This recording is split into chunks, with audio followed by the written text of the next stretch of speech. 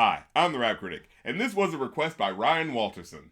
And if you'd like to join my Discord, see episodes early, or make requests for reviews, check out my Patreon, where you can keep the show going plus see what I'm doing in between episodes. Or if you just want to do a one-time donation, check out my Ko-fi page, where you can request song reviews as well as movie reviews for one $60 fee. Oh yeah, and also I'm streaming on Twitch more these days, which I especially like doing after I finish an episode, so check me out over there too. I'll leave all the links in the link tree below.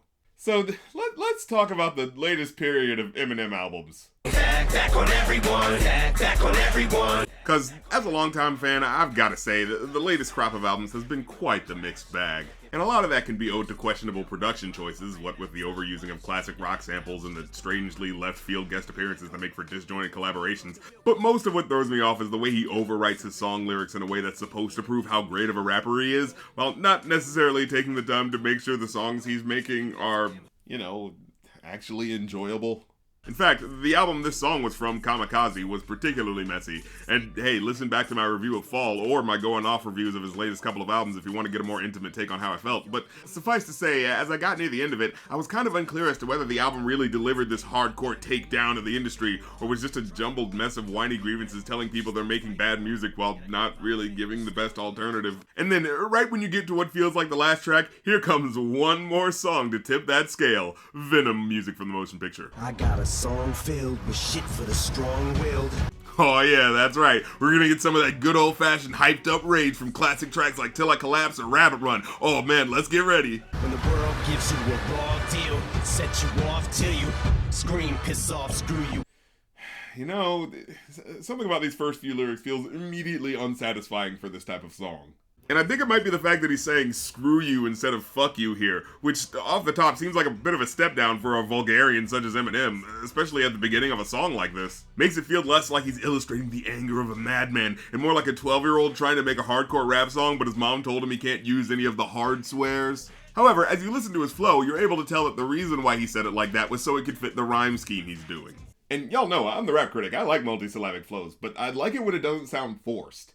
There's just one too many moments where it feels like you should be anticipating a good line, but instead it's replaced by this exhausting multisyllabic flow that's preoccupied with shoving in rhymes on rhymes more than it is with actually delivering an impressive punch of a lyric. And the punchlines you do get from the song are so awkwardly handled, they barely register. This medicine screaming, medicine, like a salad bowl, Edgar Allan Poe. The way that silly sounding part repeats, I thought that was supposed to be significant in some way to the punchline. Like, what, did Edgar Allan Poe have a stutter or something? But no, what's happening is that he's referencing some salad out there called the Edgar Allan Poe. And, before having to look up this odd, obscure salad recipe, the lyric just felt awkward and random. And after knowing that, well, it still feels awkward. But instead of random, it's just this goofy wordplay about lettuce because it sounds like the phrase let us. Yeah, you know that pun you didn't even think was clever the first time you heard it in 3rd grade? And hold on, so the song's supposed to be music for all the strong-willed badasses out there, and your first bit of wordplay is about a fucking artisanal salad bowl? Ooh, are you guys also feeling that badass Rachel Ray energy right about now? Plus, I'm taken out of the mood of the song by what he's actually saying, which is essentially that his medicine communicates to him through wordplay fit for 3rd grade knock-knock jokes. Knock knock, who's there? Lettuce! Lettuce who? Lettuce in your body so you can handle the kind of crazy you have that makes you talk to inanimate objects. Wicked, I get all high when I think I smell the scent of elephant manure, element, Kahlua. You get high when you smell elephant poop? Alright, that's a pretty bizarre statement in and of itself. But then he goes, oh wait, I didn't mean elephant poop, I meant the other thing that smells like elephant poop. You know, coffee-flavored liquor. Of course.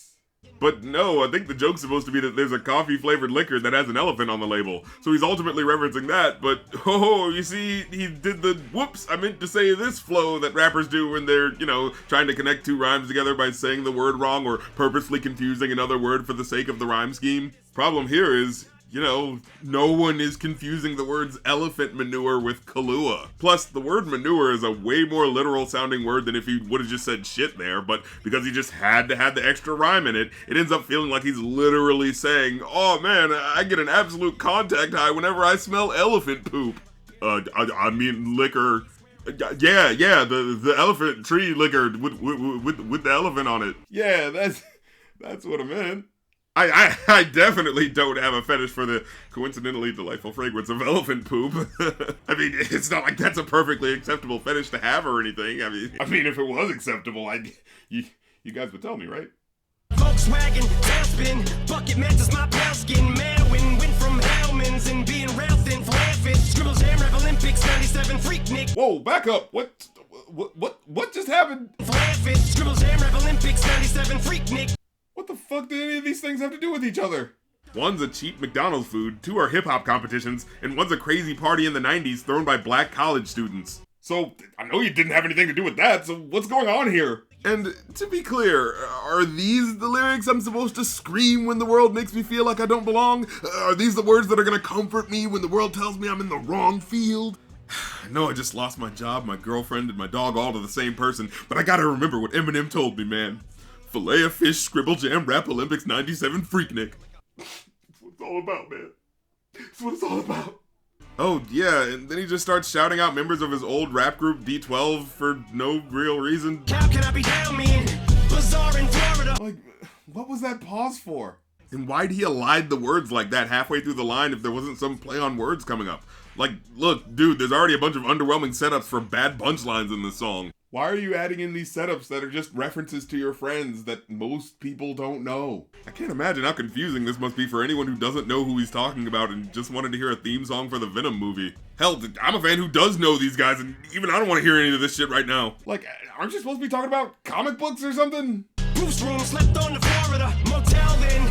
Dr. Dre said hell yeah, and I got it stamped like a postcard, word to mailman. Ooh, are you feeling the sting of the venom that comes from wordplay about mailmen? Does any of this seem worthy of all the seething anger and build-up in his delivery? Taste my venom. Like, I'm trying to give this hook a chance, but guys, I don't think this is working. Taking his time. I'm sorry,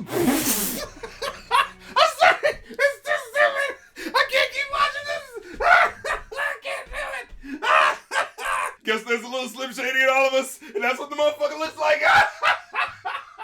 Just that face. Ooh, I'm hardcore, but we're still having a bit of a laugh. But still take me seriously though. I can't do it. I can't stop laughing at how dumb it looks. And the hook in the video is just too much stupid at one time.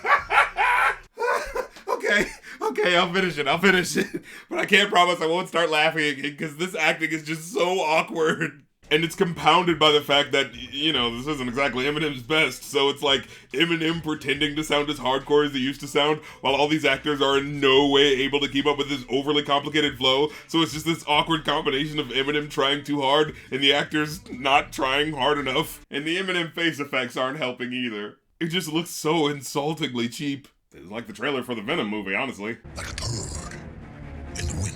Through the car in the reverse at the Indian nut crash in India. The back of the just mangled steel. My Mustang with a Jeep Wrangler, the grill with the front smashed. Much as my rear fender assassin. Slim be a combination of an actual kamikaze and Gandhi. Translation, I will probably kill us both when I end up back in India. Okay, so that extremely complicated build-up might be one of the lyrics that actually ends up working here. Like, sure, it takes some following to get through, but at the end of that labyrinth of a setup, there at least feels like you get an appropriate payoff wordplay-wise. But again, I'm thinking, I don't know, was it really worth that intense, labored delivery he just gave it? Ain't no telling when this chokehold on this game will end, I'm loco. Like, is he loco? Do you believe that from this song? No, this Eminem sounds loco. Put your hands down, bitch. I ain't gonna shoot you. I'ma pull you to this bullet and put it through you. That Eminem sounded like he wanted to kill someone. This song sounds like someone pretending to be mad because, you know, angry delivery makes for good workout playlist music. Well, overall, I gotta give this a 0 out of 5.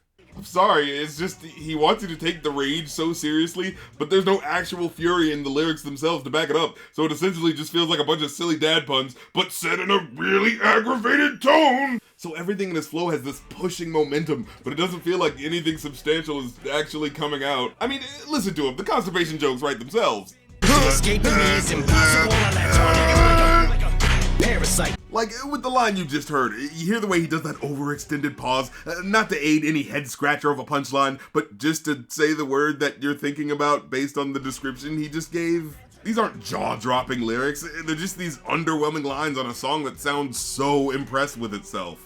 Eddie Brock is you, and I'm the suit, so call me Venom. Because it's a reference to the movie I was supposed to be talking about. I know I got sidetracked with the whole shouting out people who have absolutely nothing to do with the film and the stuff about elephant poop, but, you know, go see Venom, I guess. But hey, that's the episode. Leave a like if you liked it because it helps, comment if you have something to say because it helps even more, and hit the subscribe button and the bell because it helps the most. And if you want to get some of my merch, follow me on social media, listen to any of my podcasts, or just support the show, you can see all those links in the link tree below. So check all that fun stuff out, and I'll catch you next time. Peace.